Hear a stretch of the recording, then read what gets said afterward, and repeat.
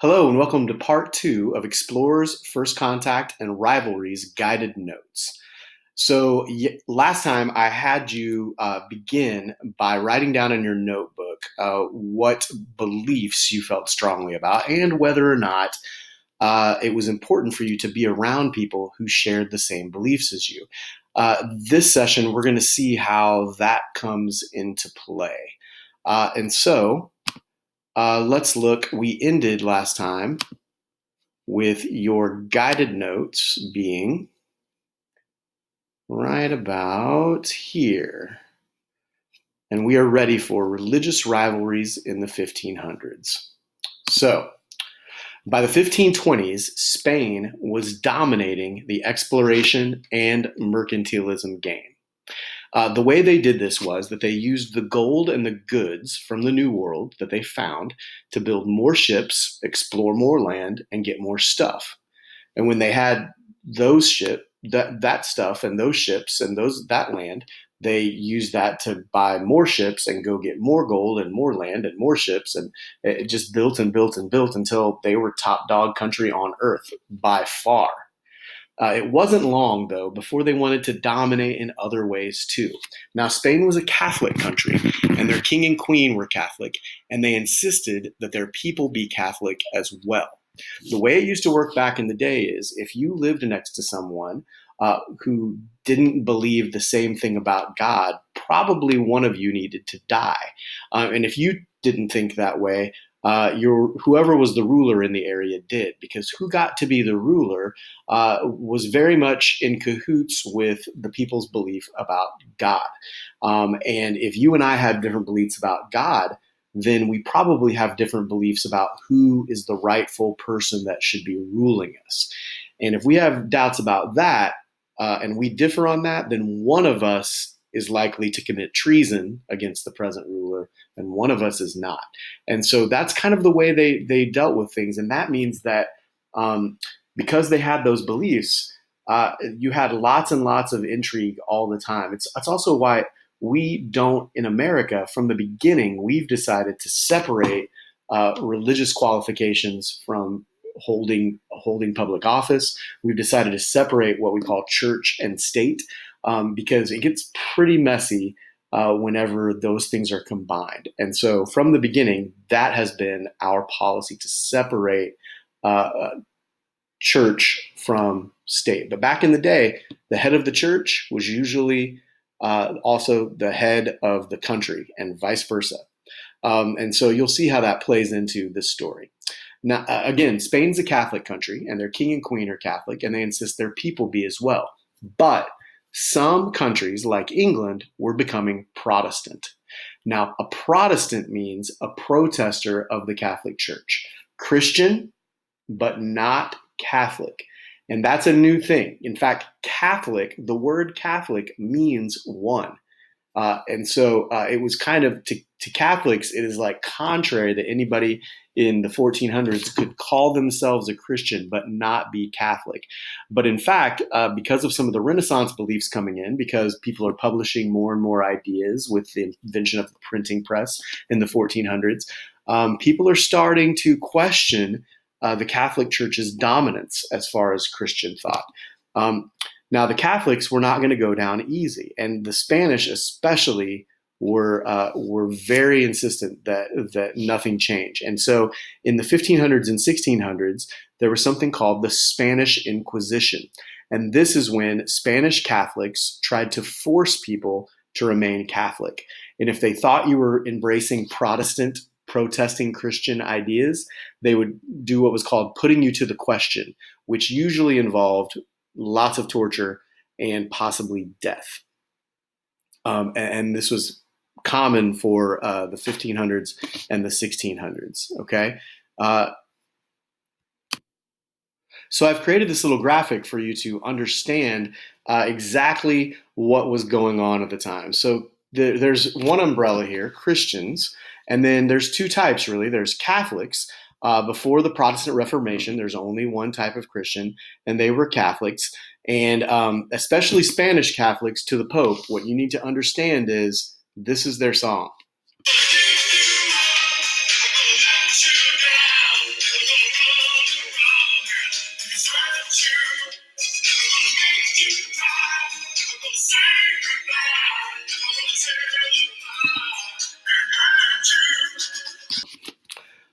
On the other side of the umbrella, you've got the Protestants. Now, these are people who are protesting the Catholic Church. They still want to be Christian, they just want to be different kinds of Christian. And the earliest forms were Lutherans, who followed a guy named Martin Luther, were Baptists, who believed that you should only get baptized after you became a believer in the Christian faith, the Church of England, who we're about to learn about in a big way, and the Presbyterians.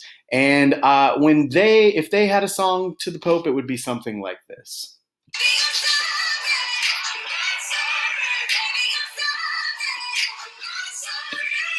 But they would probably add to the end of that, but please don't kill me.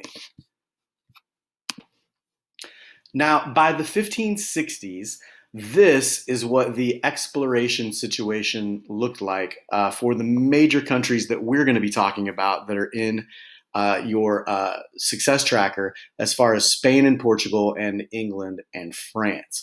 By the 1560s, this is about what New Portugal looked like. It's New Portugal is really present day Brazil is a lot of it. They got pretty big, but not as big as New Spain. Spain controlled most of South America, all of Central America, and southern North America, along with most of the Caribbean islands. And you'll notice our friends France, who are always going to be represented in blue on these maps, and our friends England, who are always going to be green. Notice that by the 1560s, they still really didn't have any colonization over here. Now, why do you think that was? Why do you think that they are trying to obviously stay away from Spain? What's that all about? I ask you that question here in your guided notes somewhere around, what page is this? The top of page 4. Why do you think that these other countries, England and France, they had not yet got involved? I'll tell you that. Why do you think they haven't got involved? And one reason is because they don't want to die. But back to our story here. All right. So that's the exploration situation.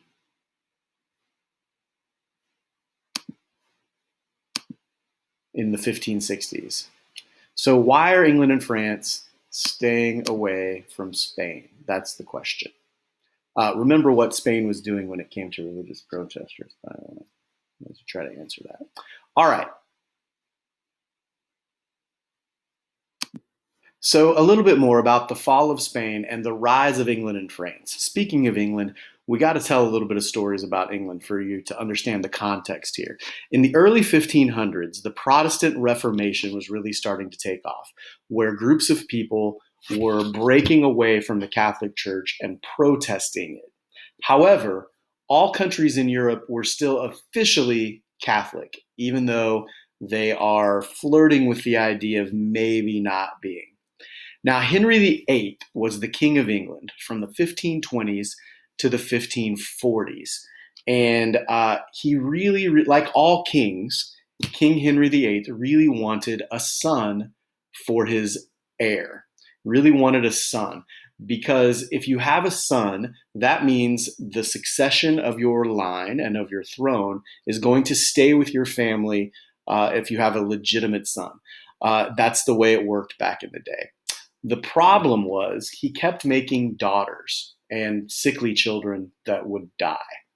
And he would blame this on his wives. He especially blamed his first wife, who was from Spain, and her name was Catherine. And they had a daughter named Mary, who was a girl, but they could not have a son, or when they did, they never survived. And so the king, Henry, decided that the problem must be that his wife was not honest with him when she said that she was pure when they got married. That Catherine must have been lying. And because of that, God didn't bless their marriage. Now, this was a pattern with Henry all throughout his life. Beyond this, Henry blames the women in his life for his inability to produce a son.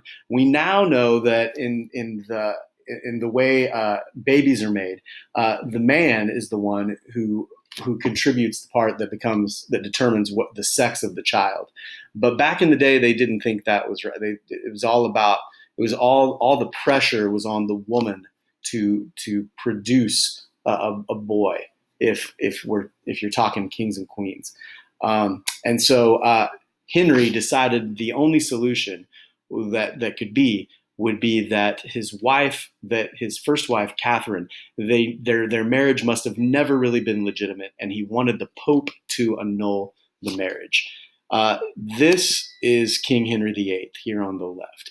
This is sort of how his stance towards the world is very much like, I'm Henry VIII, come get some. He's not one of these sort of frilly, lacy, long-haired, fancy kings. He's like a man's man. He's fighting in the tournaments. He's jousting. He wants to be on the battlefield. And so when the Pope tells him, no way, when the Pope tells him, look, this queen is from Spain and I'm friends with Spain and you know that, and you just need to do right by your wife and keep trying to have kids. And if you do, God will bless you surely. Henry says, that's not the way this is going to go down. I'm going to do something about this. And so Henry decides to create his own church called the Church of England, also called the Anglican Church. In America, it's called the Episcopal Church. All these different names are pretty much there just to confuse you. But in England, it's called the Church of England, and it looks just like the Catholic Church. The customs it practices are just like the Catholic Church. The rituals it does are just like the Catholic Church. The only difference is that the taxes that are collected for this Church of England stay in England. And Henry is the head of this church, not the Pope. Now, this is going to make a lot of people mad at England, especially because, don't you know it, as the head of his own church, Henry has no problem declaring that his marriage to Catherine is annulled. And then he goes and marries his second wife, Anne Boleyn. And this is going to make a lot of people mad at England, like the Pope, like Spain, like France, and like English Catholics. This is going to go on and cause a lot of problems for England when it comes to relations between England and Spain. Over the next 30, 40, 50 years, the intrigue between Spain and the animosity between Spain and England grows and grows and grows until it just boils over. And by the time that happens, one of Henry's children is one of the most famous monarchs ever in English history, and her name was Queen Elizabeth. And we'll talk about her next time.